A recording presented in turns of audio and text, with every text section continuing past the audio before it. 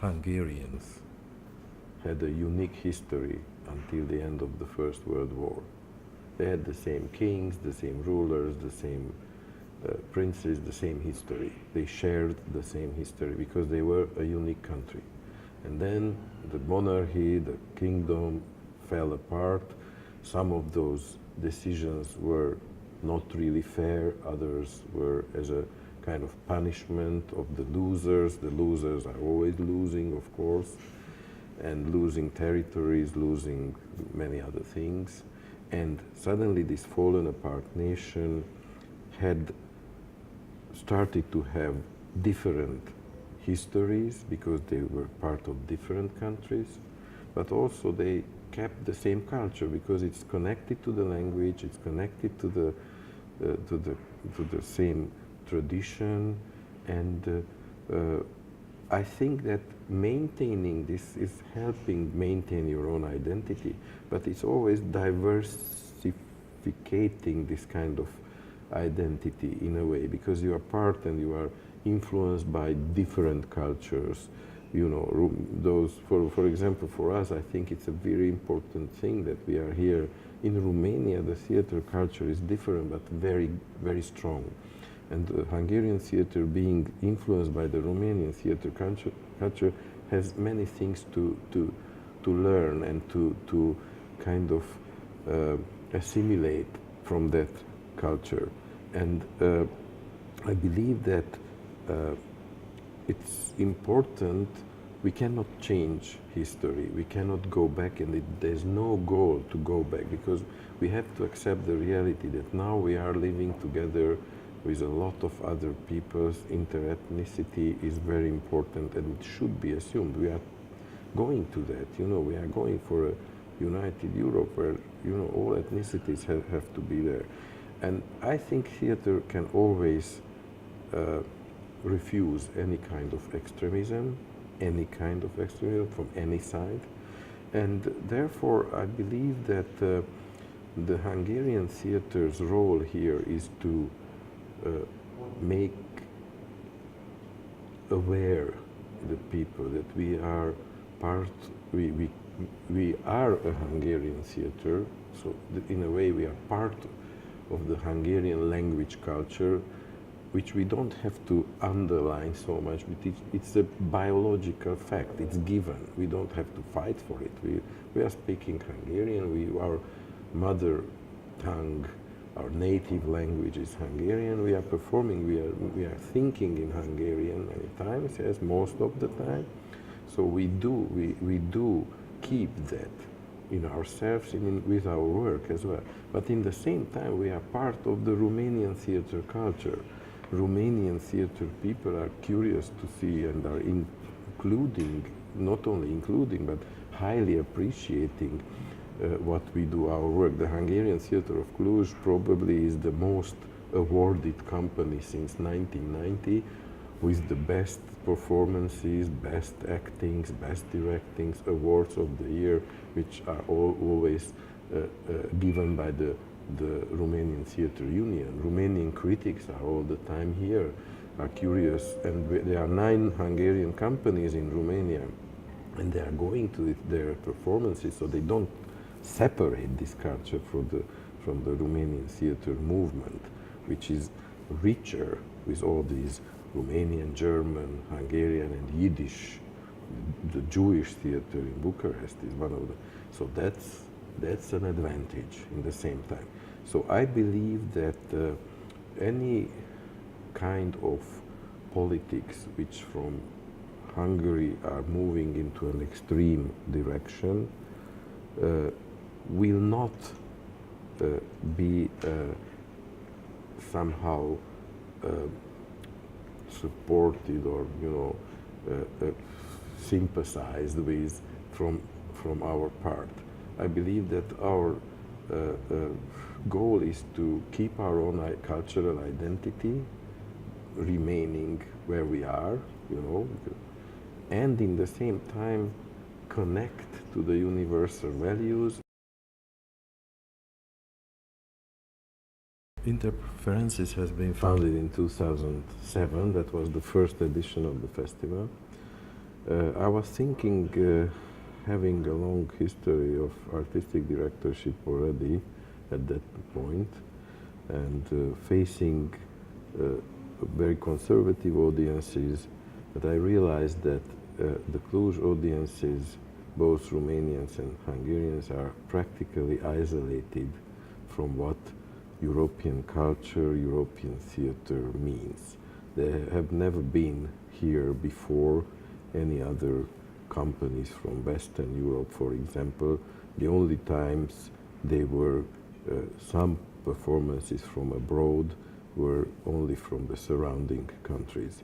And I realized that this isolation makes them also even more conservative towards those more contemporary tendencies we wanted to address, and more universal language we wanted to develop after the 1989 change in the country after the communist regime. Because before the communist regime, theater played a different role, like church or funerals, where people, intellectuals, even dissidents could meet, and people could hear from the stage what they couldn't dare to say, or what they didn't read in the newspapers, or they couldn't. It was a very hard dictatorship in the second half of the 80s especially.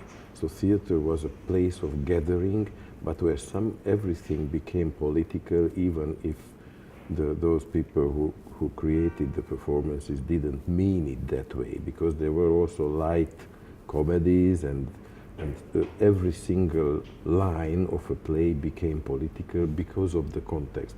But sometimes that was a bad, necessary bad, but it was a bad because very weak or mediocre performances were considered to be brave because they addressed, or some lines of a play said that there is no food, there is no salami or whatever, and that meant courage.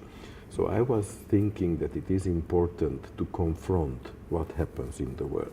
The interferences started because the word itself means this kind of interaction and somehow connection to other cultures. So it started as an idea to connect Cluj to the European culture and connect Europe and the world to Cluj. It was this kind of two ways.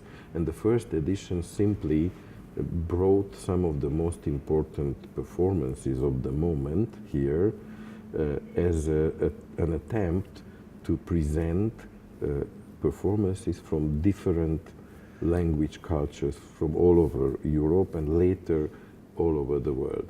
And then in the second and third editions, we started to develop this notion of the interferences, because we created the so-called interferences of cultural spaces in the city, getting out from the main building, or even from the area of our institution, the theater, the Hungarian theater, and playing in more venues of the city, which means that we try to move a little bit other people from the city who normally won't come to the theater and won't. So this was the interferences between cultural spaces. The third one was the dialogue of voices, which was trying to focus on the interferences or the influences, the mutual influences between theater and music.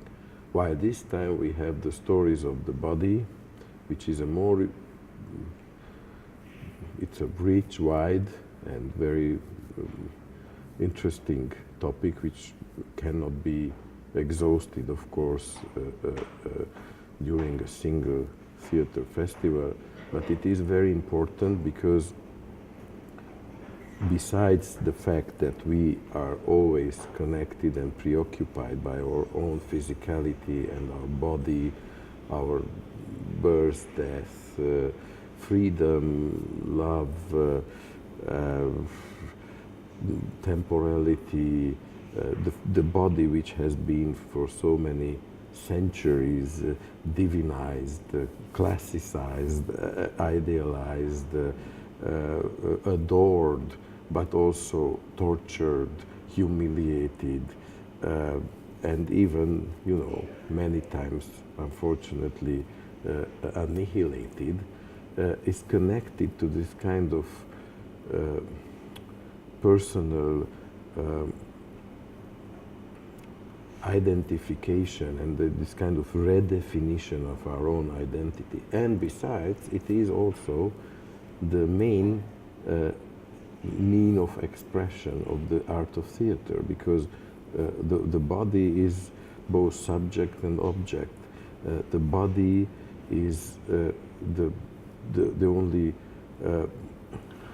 you know, carrier of this very important presence which theater is built on, you know, like the presence of two entities, the spectator and the performer. I say performer because the contemporary tendencies kind of annihilate the borders between theater and performing art or performance. Where the presence becomes more and more important. One of the models, and maybe the extreme models, is this kind of what Marina Abramović did in the Museum of Modern Art in New York, standing or sitting face to face with hundreds of people for more than 700 hours and looking in each other's eyes. It means that somehow the theater is the recognition of the other and the participation in other people's stories. We cannot withdraw ourselves from any of the human stories happening today. I think the word theater today is trying to redefine even the physicality itself. As I mentioned, this physicality is going towards a more engaged physicality, to be there, to take part, to participate, to be involved, that these are important parts of the thing. And of course, body and rhythm, body and music, because music is also rhythm. Music is an expression which is beyond the words. Music today can help in this time of globalization approach cultures in a way that maybe languages cannot, especially when we consider that there is one globalized language which we all need to speak, but the others are not really mandatory. I am really passionate to learn other languages, and as many as possible, because I believe that all the languages in the world are beautiful and are having details with the others, though they are complementary to each other. But these languages are also a kind of personal music of an ethnicity or a nation or a person belonging to the nation. You know, one of the great Hungarian poets of the 20th century suggested that if you want to learn a foreign language, you should start to read poems, even if you don't understand the word of it, and then the music of that language becomes, you know, kind of sits in your ears and becomes part of your body. And by that, you know, assuming the rhythm of a certain language, you can understand easier that culture, even if you don't know the language. It was, for me, for example, I directed in Seoul last year Danton's Death by Büchner, and I don't know a word.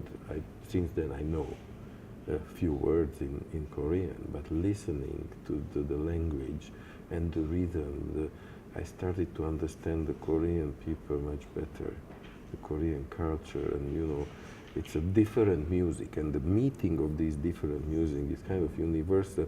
We had a performance here a few days ago by William Kentridge, this kind of amazing multi disciplinary artist who is, you know, painter and choreographer and musician and actor and writer, and this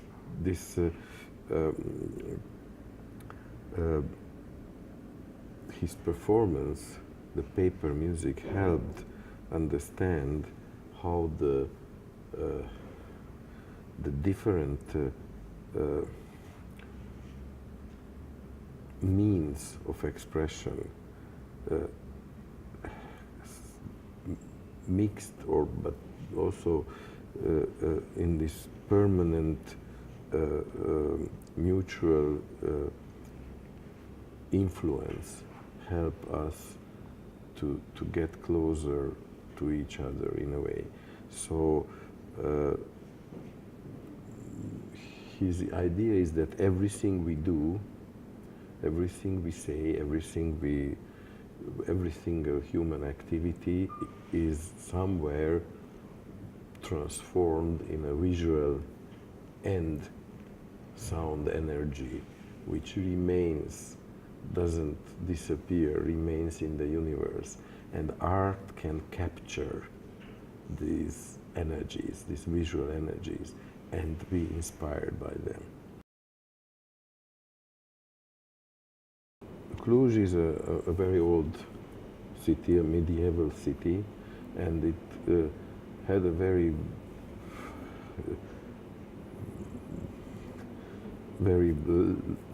interesting and exciting history, with many countries and kingdoms and cultures, you know, taking the lead, changing, you know, fighting each other. But basically, this is a multicultural region.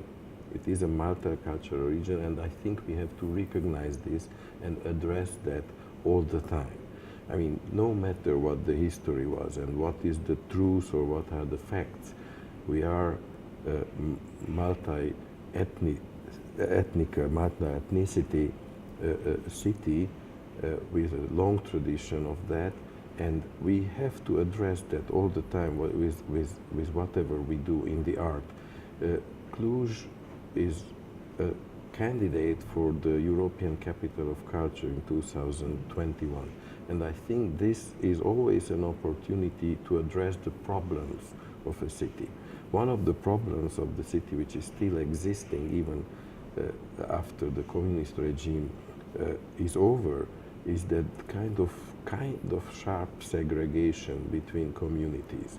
There are rarely occasions, there's only a few occasions where these people can meet. And I believe that the Hungarian theater, as any other theater of the city, should be the city of the entire population. We try to produce and present performances of high artistic quality, and that's the same for the festival. We are using for almost 20 years subtitles in Romanian language, for example, because our productions are presented in Hungarian. And for a certain time, I think that at least 30% of our audiences are Romanians. They are coming because of the quality of the theater, because they can understand the performances. And this is probably one of the few opportunities where communities can meet, can breathe next to each other in the auditorium. And I think this is a problem which has to be addressed, which has to be solved, because a normal community cannot maintain segregation. It is still a big problem how in social life and every day this can be solved. But you know, besides the football stadiums where, you know, probably more multi-ethnicity is present, but not a real meeting, you know, that's a kind of, you know, the stars or the you know, which they want to see, this kind of idealized illusion. As a matter of fact, the sport is very important, of course, but this is something which is a place of self-reflection and self-analysis. Theater, I think the most the theater can do is to suggest and somehow have this effect on people to do this kind of maybe merciless self-analysis, which is the first step to make this world better. I don't think theater can change the world or make a revolution, and its goal is not that at all. But I think it can be a great help, a spiritual help for each individual who comes and is offered a choice, kind of the choice of going in one way or another, or in kind of refusing comfortable ways. There was an amazing performance here which we opened the festival with, which is Thomas Ostermeyer's An Enemy of the People by Ibsen, presented by the Berliner Schaubühne, which in the same time ran on the main stage with the Merchant of Venice, which was the Habima from Tel Aviv. And both addressed very, very acute problems in Europe. One, is this kind of very conscious pollution of the environment, which is so strongly present here. We have this Rosia Montana, the gold mine in the northern Transylvania, which has been exploited with a very ferocious chemicals which infected the rivers, and it's still going on. So An Enemy of the People, probably it's one of the most important places to be performed, is Cluj. And we had a debate after that. We had debate with people participating there, with audiences responding to the sort of improvised part of the show where the mayor of the city addresses a speech and then others interfere and put questions and so on.